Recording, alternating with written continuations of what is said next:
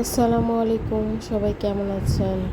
Another ব্লগে সবাইকে welcome জানাচ্ছি। আলহামদুলিল্লাহ, আমিও ভালো আছি। আরেকটি নতুন দিন শুরু করতে যাচ্ছি।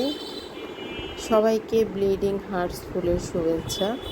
খুব সুন্দর ফুল ফুটেছে আমার গাছে। এই ফুলটা আসলে অনেক দিন পর পর ফোটে, তো এই জন্য আনন্দটাই আলাদা থাকে। এই যে গরম গরম খিচুড়ি রান্না করেছি, যেহেতু ওয়েদারটা একটু মেঘলা মেঘলা আর সকালবেলা অনেক বৃষ্টি হয়েছে। আর এখানে পটল ভেজে নিচ্ছি। আজ আমার ছেলে বাসায় আসবে ঈদের ছুটিতে, এই কারণে আর পছন্দের খাবারগুলো রান্না করছি। তবে ছোটো ছেলে থাকলে আরও বেশি ভালো লাগতো।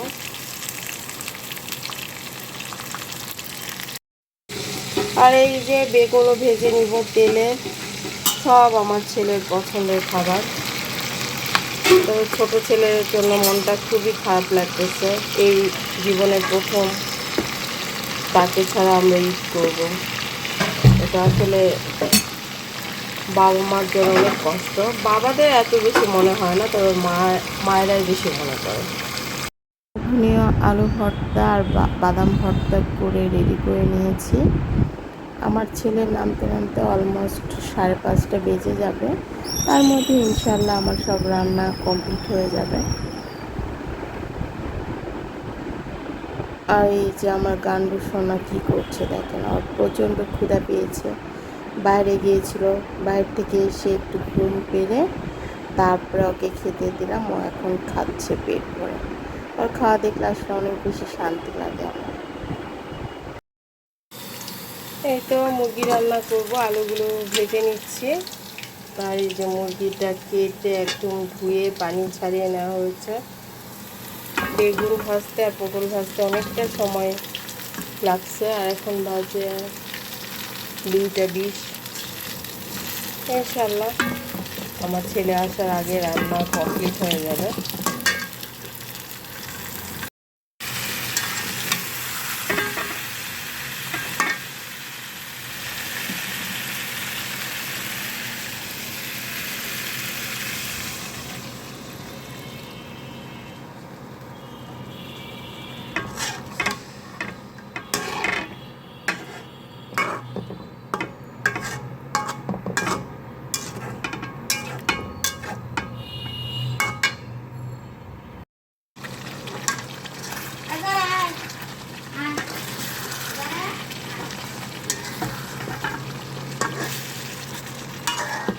কষানো শেষ, এখন আমি ঝোল দিয়ে দিব।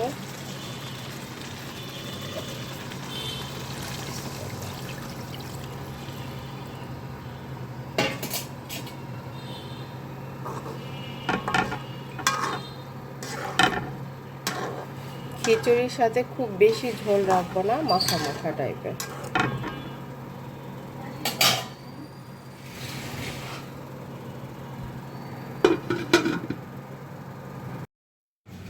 তো কোষ রান্নাটা হয়ে গেছে। এটা হচ্ছে আমার ফাইনাল লুক।